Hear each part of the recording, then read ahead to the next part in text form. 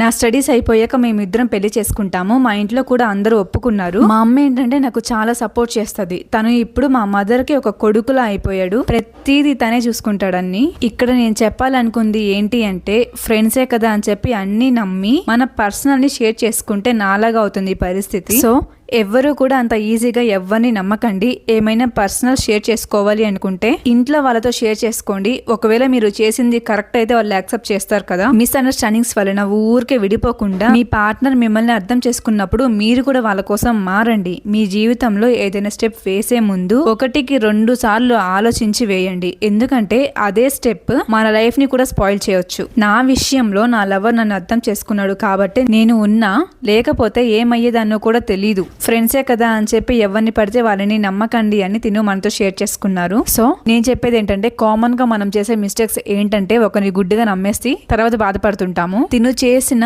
తన మిస్టేక్ ని మనతో షేర్ చేసుకున్నారు కదా, మీరు కూడా ఇంకా నుంచి జాగ్రత్తగా ఉండండి. అలా అని చెప్పి నేను అందరి గురించి ఏం మాట్లాడట్లేదు. కొంతమంది జెన్యూన్ ఫ్రెండ్స్ కూడా ఉంటారు. నేనేం చెప్తున్నానంటే, ఎదుటి పర్సన్ ఎలాంటి వాళ్ళో మనకు తెలియదు కదా. సో అలాంటప్పుడు జాగ్రత్తగా ఉండండి అని చెప్తున్నాను. ఎవ్వరు కూడా తప్పుగా అనుకోకండి.